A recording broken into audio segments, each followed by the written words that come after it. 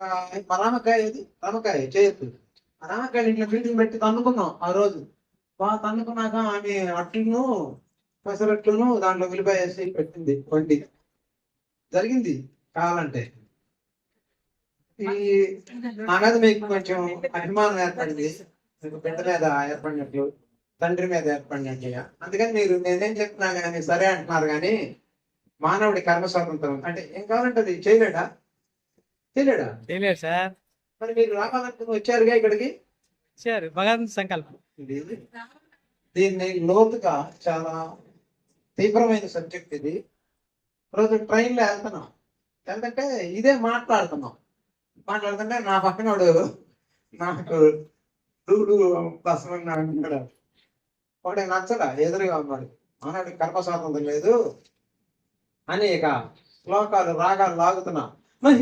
క్షణమపి జాతు తిష్టచ్చే కర్మకృత్. ఒక క్షణం కూడా మానవుడికి పని లేకుండా ఉండదు. ఏం పని చేస్తున్నా? కూర్చోవడం కూడా పనే. నిమిషం వర్తంత ఇది ధారయ. కూర్చోవడం, నుంచోవడం, మాట్లాడటం, నిద్రపోవడం, కలలకం ఇవన్నీ కూడా పనిలేనని భగవంతుడు 5వ అధ్యాయంలో చెప్పాడు. 5లో చెప్పాడు ఇది పని. నహి కశ్చిత్ క్షణమపి జాతు తిష్టచ్చే కర్మకృత్. ఒక్క క్షణం కూడా పని లేకుండా మానవుడు ఉండడు. ఏదో ఒకటి చేస్తుంటాడు. ఏం చెప్పదు? ఊపిరి పీలుస్తాడు. ఆ పని కూడా అంతే, పోతాడు ఇడు. ఊపిరి పీల్చుట వదులుట కూడా, కన్ను మూయుట తెలియట కూడా పనులేనని భగవంతుడు చెప్పాడు. ఈ విధంగా మానవుడికి ఒక క్షణం కూడా పని లేకుండా ఉండదు. కానీ ఈ పనులు ఎవరు చేస్తున్నారంటే కార్యతే హ్యవశ కర్మ. అవశ్యుడై ప్రకృతి యొక్క స్వభావం చేత. ప్రకృతికి 2 అర్థాలు ఉన్నాయి. ప్రకృతి అంటే నేచర్, బయట ఉన్నదే. ఇదంతా కూడా నదులు, నదాలు, మట్టి, గాలి, ఆకాశం, ఇది ప్రకృతి. మనిషి యొక్క ప్రవర్తనను కూడా ప్రకృతి అంటారు. వాడి నేచర్ మంచిది కాదురా, వీడు భలే మంచి నేచర్ రా వీడిది అంటారు. ప్రకృతి అంటే స్వభావము అని కూడా అర్థం వస్తుంది. స్వభావం అంటే గుణము, లక్షణము, స్వభావము. ఇవి న్యూరో సర్క్యూట్స్ చేత ఏర్పడతాయి.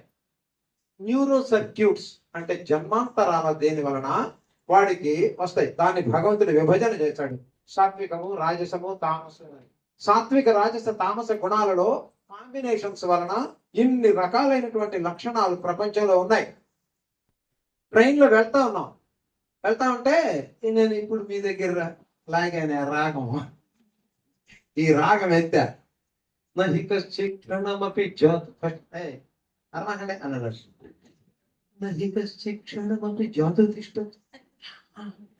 లేదా కర్మ స్వాతంత్రం లేదా? లేదు. ఇదే అవును, మా రవి గారు చెప్పాడు కర్మ స్వాతంత్రం లేదన్న. అడిగి 10,000 ఇస్తానని చెప్పాను. అంత ముందు చక్రక్షాలో వస్తున్నాం, నేను మా బాబాయ్. ఈ రిక్షా వాడు ఆడి ఫ్రెండ్ ముందు కూర్చున్నారు. రిక్షా దొక్కుతున్నాడు, గాయం కూర్చున్నాడు. ఇదంటాడు చిన్నాడు సుబ్బారావు, ఆడి తమ్ముడు, వాళ్ళ బాబాయ్ కొడుకు వెంకట్రావు. ఇద్దరిని నువ్వు చూసావా? వెంకట్రావు చెప్పాయన్నీ దరిద్రం మాటలే. ఇదంటాడు రిక్షా వాడు అంటాడు, వీడికి రిక్షా కొనుక్కోవడానికి తెస్తాను. అవును, వెంకట్రావు వాడు దరిద్రపడే అన్నాడు. కొంచెంసేపు ఆగిన, కాదురా ఆడిపోయారు వెంకట్రావు, సుబ్బారావు. ఆడే దరిద్రపడే ఉంటాడు. వీడు ఏ చెబితే ఆడు అదే అన్నాడు. వీడు నాయముంటున్నాడే, ఆడికి 10,000 ఎక్కడో ఇప్పించడానికి తీసుకెళ్తున్నా నేను. ఈడన్నాడు నహిక శిక్షణ మప్పించా. అంటే ఏంది రవి? అంటే మానవుడి కర్మ స్వాతంత్రం లేదు. ఒక్క నిమిషం కూడా పని లేకుండా. అవును, ఒక్క నిమిషం కూడా పని లేదు. పని లేకుండా పని లేదు అంటే పని లేదు కదా, పని లేకుండా లేదు. పని లేకుండా లేదు అడిగాడు. నేను చెప్పినాను కదా అన్నాడు. ఈ మానవుడి కర్మ స్వాతంత్రం లేదు అని నాకెవడు దొరకట్లా. అప్పుడు ఇంతమంది దొరకలా నాకు. ఆడు దొరికాడు. ఆడి చెప్పా మనిషి కర్మ స్వాతంత్రం లేదంటే అవును అంటాడు. ఎదుటివాడికి అసలే బాగొద్దు అంటున్నాడు. ఆడికి కోపం వచ్చింది. అన్నాడు, ఏందయ్యా కర్మ స్వాతంత్రం లేనిది? ఎందుకు లేదు? లేకుండానే ఈయన రాగాలు లాగుతున్నాడా అన్నాడు. ఈడు మంచి పట్టుదల మీద అన్నాడు, నన్ను గెలిపించాలని. వాడు అవునయ్యా, మా సార్ చెప్పింది కరెక్టే, మానవుడి కర్మ స్వాతంత్రం లేదు. ఏం లేదు ఏం చేయమంటా చెప్పు, నేనెట్టాను అన్నాడు. ఈజీ కదా. ఏమంటా అన్నాడు. జేబులో పరిస్థితి తీశాడు. అది నీ ఉంగరం నాకు ఇచ్చి ఏడుస్తాయి. ఆ పరుసు ఉంగరం నాకు ఇచ్చి నువ్వు ఏడుస్తూ వెళ్ళాడు. ఏందయ్యా ఇయ్యా స్వాతంత్రాలు, నువ్వు నాకు ఇచ్చి ఇల్లు అన్నాడు. నేను నా కర్మ స్వాతంత్రం లేదన్నాడు. ఎంత సంక్లిష్టమైన విషయం కర్మ స్వాతంత్రం అనేది. కానీ భగవంతుడు చెప్తాడు కర్మ స్వాతంత్రం లేదు లేదు లేదు. ఈ సత్యం నీకు తెలియాలి. అమ్మ గర్భంలో ఇంత చిన్న పిండం బయలుదేరి ఇప్పుడు ఇంత అయ్యావే, నువ్వు ఏ మార్గానికి వెళ్తున్నావు, ఏం చేస్తున్నావో నిజంగా నీకు తెలిసి ఉంటే కర్మ స్వాతంత్రం. కర్మ స్వాతంత్రం ఎందుకు లేదు? ఎందుకు లేదేంటి? కొంత వయసు వచ్చిన తర్వాత నీ పళ్ళు ఊడతాయి. ఊడితే ఇంకొకటి కట్టించుకుంటాను, స్వాతంత్రం ఉంది. నీ జుట్టు తెల్లబడిద్ది, రంగేస్తా. నీ కళ్ళు సరి కనపడవు, కళ్ళజోడు పెడ, నువ్వు చేస్తావు. ఇక కాబట్టి జరా మరణ మోక్షాయ మామాశ్రిత్యయతంతే తే బ్రహ్మ తద్విదు కృష్ణం అధ్యాత్మం కర్మచాఖిలం. ఎవరు సత్యాన్ని తెలుసుకుంటారో మానవుడి కర్మ స్వాతంత్రం లేదని, కాలముతో పాటు ఈ జగతి నేను నెట్టుకు పెడుతుందని, కాల ప్రవాహంలో పని ప్రవాహంలో పడి కొట్టుకుపోతున్నావని నీకు ఎప్పుడు అర్థమవుతుందో అప్పుడు నీ జీవితం శక్తివంతం అవుతుంది. ఎందుకునో తెలుసునా? ఆయన చూడంగానే దీన్ని కాదు, మాస్టర్ గారు పెళ్లి చేస్తా అన్నాడు, జీవితంలో నీ నొదలను అని చెప్పన్నాడు. జీవితంలో నీ నొదల నన్న శనిలాగా పడతా ఆయన తిరిగి చెప్పుకో. అట్లాగే ఈడు నాకు శత్రువు. ఆయన చూడంగానే నాకు పిచ్చి కోపం ఎక్కింది.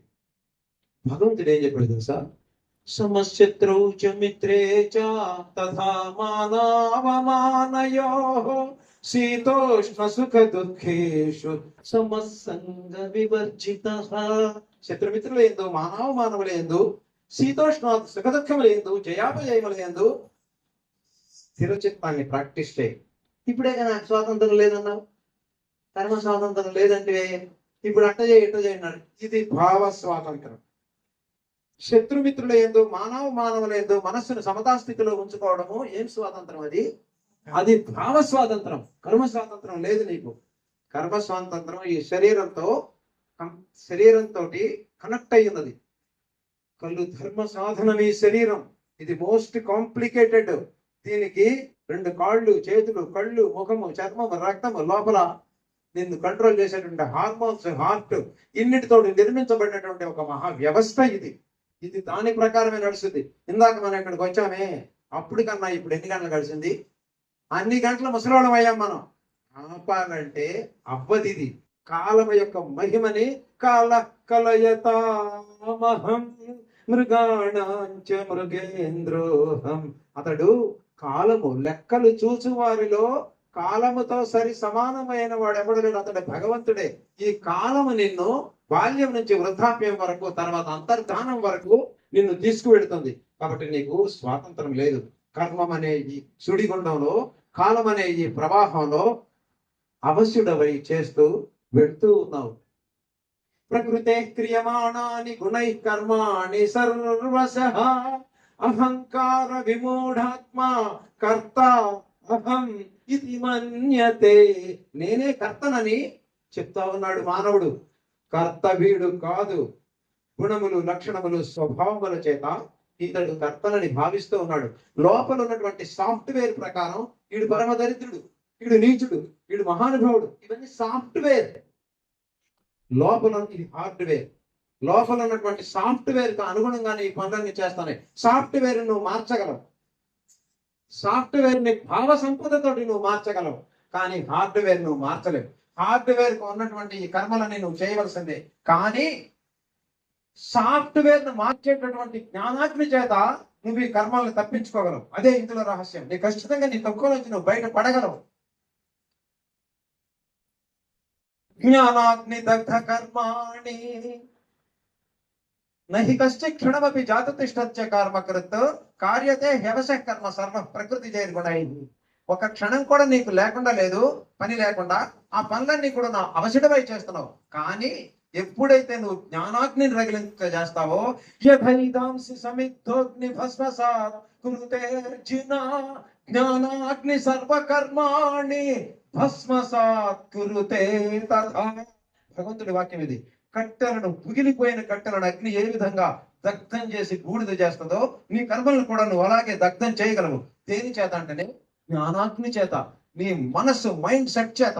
నీ మైండ్ ను మార్చుకున్న తర్వాత నీ దుఃఖం అంతర్ధానం అవుతుంది. ఇందుకే ఇది ఆత్మజ్ఞానం. ఇది ఔటర్ ఇంజనీరింగ్ కాదు, ఇది ఇన్నర్ ఇంజనీరింగ్. నిరంతరం జరుగుతూ ఉండాలి. నువ్వు ఉప్పు ఇక్కడ వేయడానికి అక్కడ దాకా వస్తావే, అక్కడ దాకా మనస్సును ఆపుకుని వెళ్ళాలి. మనస్సుని ఆపుకుని వెళ్ళాలి. ప్రతి క్షణం కూడా మనస్సుని ఆపడం చేత ఏం జరుగుతుందంటే హార్మోనల్ ఉత్పత్తి జరగదు. కోపము, ఈర్ష్య, ద్వేషము, అసూయ, ఇవన్నీ కూడా హార్మోన్స్ యొక్క ఇంపాక్ట్. ఎప్పుడు నీ మనస్సు కదులుతుందో వెంటనే హార్మోన్స్ స్టార్ట్ అవుతాయి. అందువలన నువ్వు ఇలాగవుతావు. నీకు అవి ఆ హార్మోనల్ ఇంపాక్ట్ చేత నువ్వు స్ట్రక్ అయిపోతావు. ఏది స్ట్రక్ అవుతుందంటే, మీకు ఏది సాధనమో, ఏది జ్ఞానమో, ఏది మార్గాన్ని చూపిస్తున్నదో, ఏది సత్యములను, శుభములను, ఈ అధర్మాలను ఏది బోధిస్తుందో అది స్ట్రక్ అవుతుంది.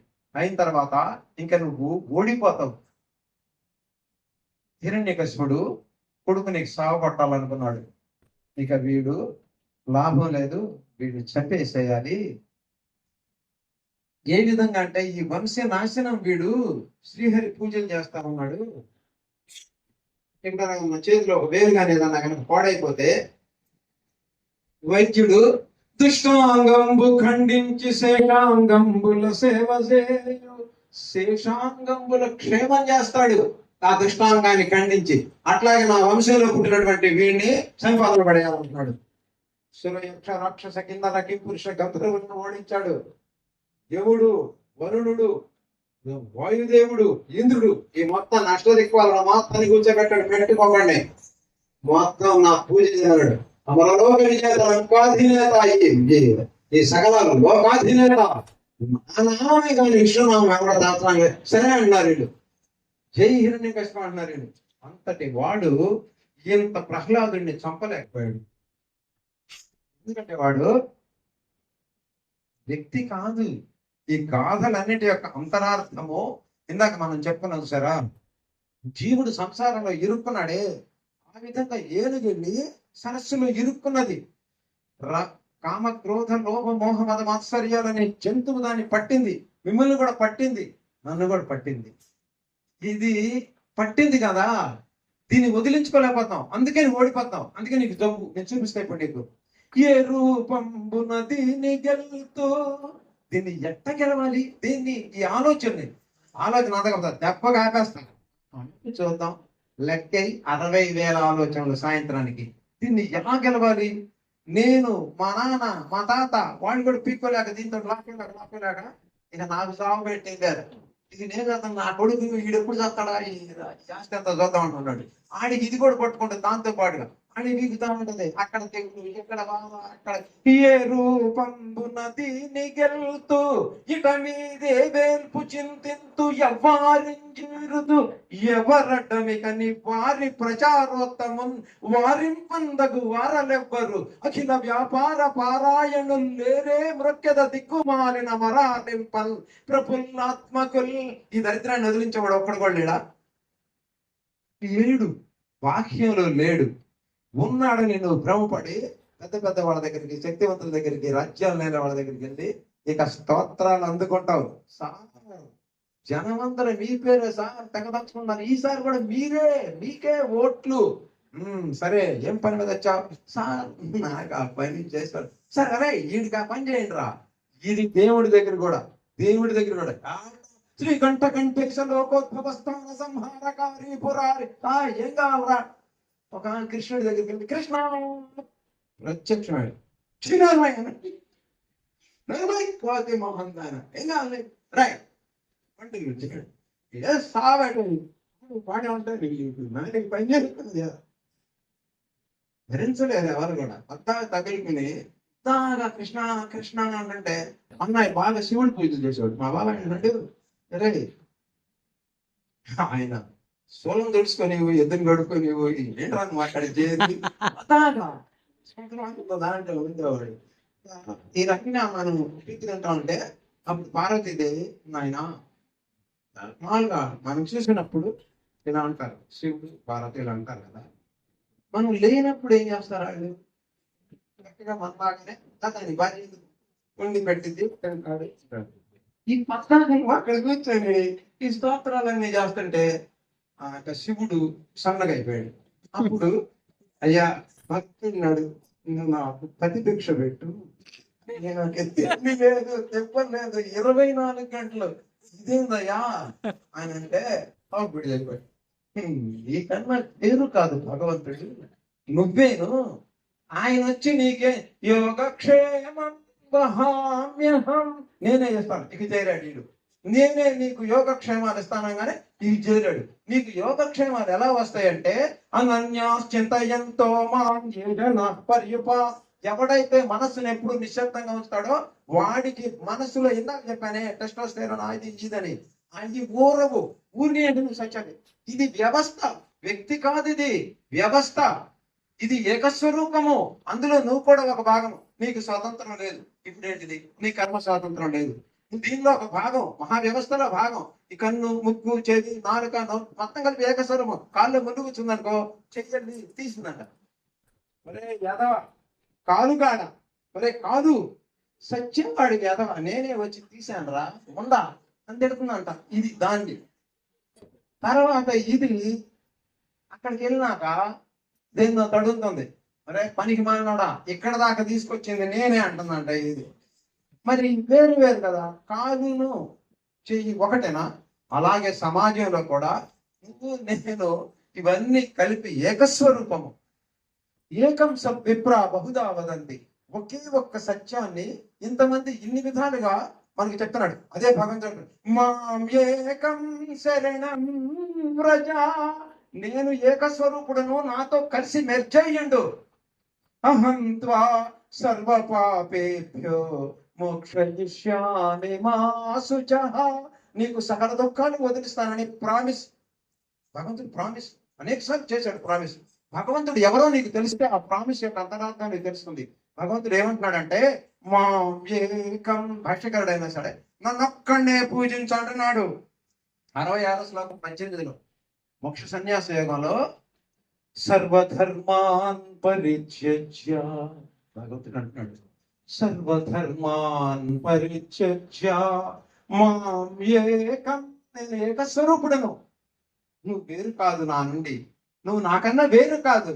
యో మాం పశ్యతి సర్వత్ర సర్వం చ మయి పశ్యతి తస్యాహం న ప్రణశ్యామి స చ మే న ప్రణశ్యతి. ఎవడి ఈ జగతి ఏకస్వరూపమని, ఇది భగవంతుని కన్నా వేరు కాదని, విశ్వం విష్ణు అని పెదాలతో కాదు హృదయాంతరంగంలో నుంచి ఎవడు అని దాన్ని ఫీల్ అవుతాడో అటువంటి వాడికి నేను లేకుండా పోను, నాకును అతడు లేకుండా పోడు. అనుక్షణము అతడు నేను కలిసే. పార్థ కౌంతేయ ప్రతిజానీహి న మే భక్తః ప్రణశ్యతి క్షిప్రం భవతి ధర్మాత్మ, వెంటనే వాడికి మహాశక్తి సంప్రాప్తం అవుతుంది.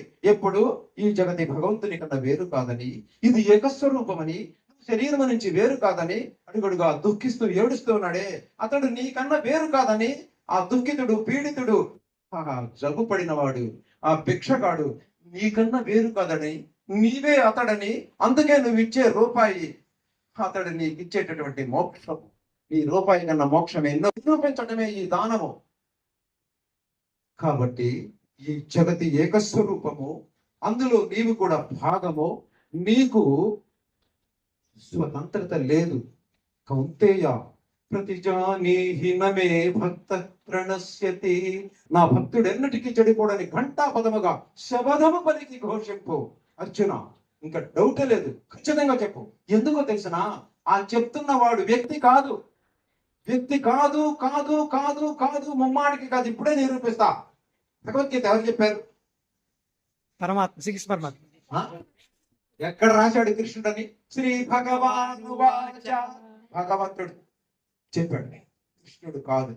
కృష్ణుడు మౌత్ పీస్. ఇది ఇప్పుడు నేను మాట్లాడుతున్నానే, నేను మౌత్ పీస్. కృష్ణుడు కాదు చెప్పింది, శ్రీ శరీరధారి ఎప్పటికీ కూడా ఏమి చెయ్యలేడు. ఈ సత్యాన్ని తెలియజేయడానికే కృష్ణ వాచ అనల ఏమన్నారు? భగవాను వాచ.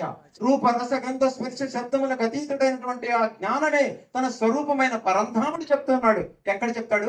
వ్యాస హృదయంలో నుంచి చెప్పాడు. అది ఇది వ్యాస హృదయం, ఇది పుస్తకం కాదు. ఇది ఈ హృదయపు స్థాయికి నువ్వు గనక నిన్ను ఎత్తుకోగలిగితే ఉద్ధరేదాత్మనాత్మానం నా ఆత్మానమవసాదయేత్ ఆత్మైవ హ్యాత్మనో ఆత్మైవ త్రిపురాత్మనః.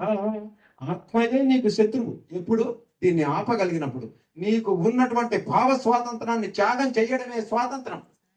కర్మ స్వాతంత్రం అని ఎప్పుడు వస్తుందంటే నీకున్నటువంటి ఈ భావ స్వాతంత్రాన్ని విడిచిపెట్ట. అదే సన్యాసం అంటే. సన్యాస కర్మయోగశ్చ నిశ్రేయసకరావయోస్తు కర్మ సన్యాసాత్ కర్మయోగో విశిష్యతి. కర్మని ఎలా చేయాలంటే నేను కాదు ప్రకృతి చేత ఈ కర్మలు ఆచరించబడుతున్నాయి అని ఎప్పుడు చేస్తావో అప్పుడు నీకు అత్యద్భుతమైనటువంటి ఆ శక్తి నీకు లభిస్తుంది. నువ్వు భగవంతుడి స్థితిని చేరతావు. నువ్వు నా స్థితిని చేరతావు అర్జున, నువ్వు నా స్థితిని చేరతావు అని భగవంతుడు చెప్పాడు.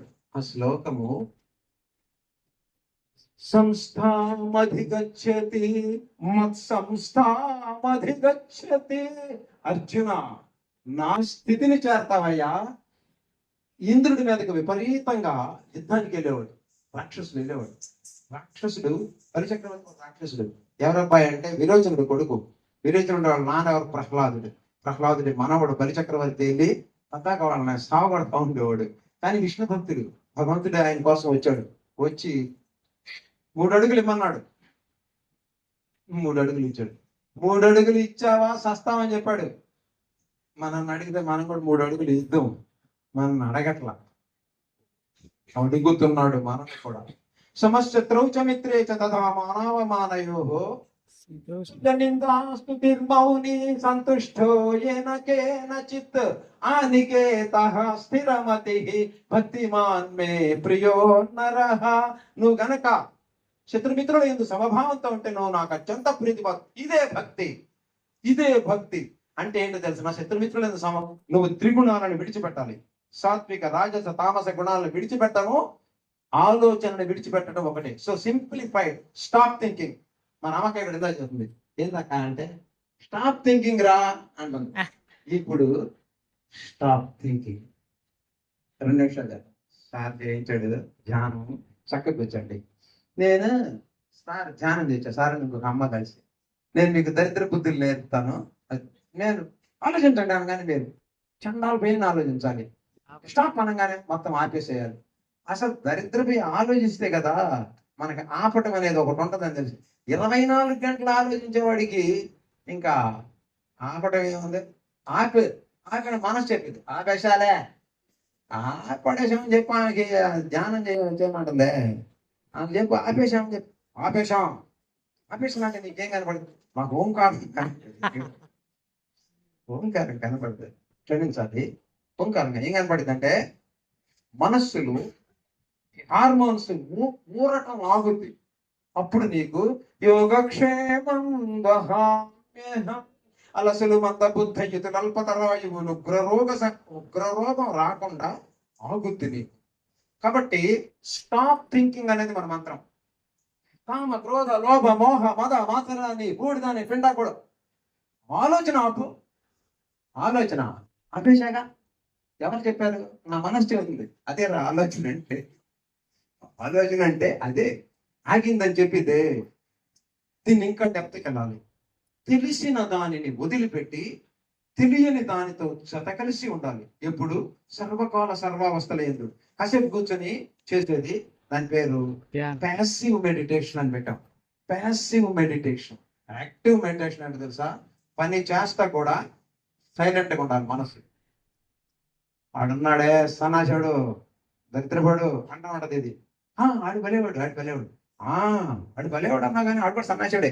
ఇలాంటి దీన్ని మనం వాచాలత అంటారు. 24 గంటలు వాగుతానే ఉంటది. కాబట్టి మీకు కొంచెం దాని మీద నిఘా పెట్టాలి. మీరు నిఘా పెట్టాలంటే మీరు ఏం చేయాలంటే చెట్టు చాటు కానీ కారులో కానీ కూర్చోవాలి.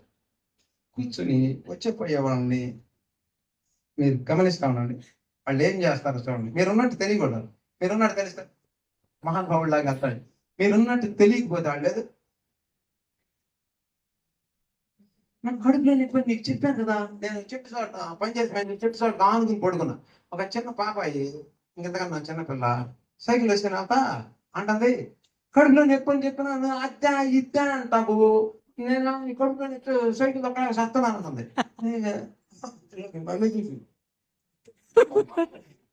ఇది మనస్సు వాగుతూ ఉంటది. ఈ వాగుడు బయటికి కూడా వస్తుంది. ఇది 60,000 విషయాల మీద వాగుద్ది. ఎంతమంది కలిసి 8,600 కోట్ల న్యూరాన్లు కలిసి వస్తుంది. కాబట్టి నువ్వు ఎవడికి శత్రుమిత్రులు ఎందుకు మానవమానం ఎందుకు సమమానం అని ఎందుకు చెబుతాడు తెలుసా? నేను కనుక ప్రతాపం చూపించానంటే ఇక శత్రువుల్ని చంపడం అని మొదలు. కృష్ణ అర్పణం. శత్రువు వచ్చింది. శత్రుమిత్రులు ఎందుకు మానవమానం లేదు, నువ్వు కూర్చోవటం లేదు, నేను కనుక విజృంభించానంటే ఇదంతా గందరగోళం అయిందని శత్రుమిత్రులు ఎందుకు సమంగా ఉంటాయా? అయ్యా శత్రుమిత్రులు ఎందుకు సమం. శత్రువు దగ్గర శత్రువు అంతా చూసి నువ్వు అనగానే దరిద్రం అంతా నీకు లోపల బట్టి ఉగ్ర రోగము, దరిద్రము, ఈ ప్రపంచంలో ఉన్న నీచం అంతా నీకే ఎంతుంది. ఎందుకంటే నిన్ను బాగు చేసేటటువంటి మెకానిజం అంతే స్ట్రక్ అయిపోతుంది. అందుకని నీకు నువ్వే శత్రువు, నీకు నువ్వే మిత్రువు. ఏం చేయలేవు. వాడు ఇంగిత జ్ఞానం అతని పేరు. వ్యక్తి కాదు ప్రహ్లాదుడు. ఇంగిత జ్ఞానం. అంత రాక్షసుడు కూడా ఇంగిత జ్ఞానాన్ని ఏం చేయలేకపోయాడు. ముంచటి వార్ధులం గదలముద్దితి శైల తటాబ్దులందు ద్రవ్వించితి శస్త్రరాజి బుడిపించితి మీద నిభేంద్ర పంక్తి ద్రక్కించితి ధిక్కరించితి శపించితి ఘోరదవాగ్నులందు ద్రోహించితి పెక్కుపాట్లు నలయించితి చావడిదేమి చిత్రమో. ఇంద్రుడు, వరుణుడు, కుబేరుడు, యముడు వాళ్ళని గెలిచిన వాడు వీడిని గెలవలేకపోయాడు. లేదు కదా స్వాతంత్రము, కర్మ స్వాతంత్రము లేదు. ఈ సత్యాన్ని ఇంకా మనం ప్రొలాంగ్ అయ్యేటటువంటి విజ్డమ్ ట్రీలో డిస్కస్ చేద్దాము, ఖచ్చితంగా పట్టుకుంటాము. ఎప్పుడు నీ కర్మ స్వాతంత్రం లేదని తెలుస్తుందో నీ అభివృద్ధి ప్రారంభమవుతుంది. నీకు డబ్బులు వస్తాయి, నీకు ఆరోగ్యం బాగుపడుతుంది. మోషన్ ఎందుకు అవుతుందో తెలుసా? టాయిలెట్లో కూర్చొని ఆడు గుర్తొస్తాడు, అరే దరిద్రుడా అని ఎక్కడెక్కడ పెగబడతావు. అది నిజంగా నువ్వు ధ్యానం చేసి వదిలితే తగ్గమని పక్షి రెట్ట వేసినట్టే.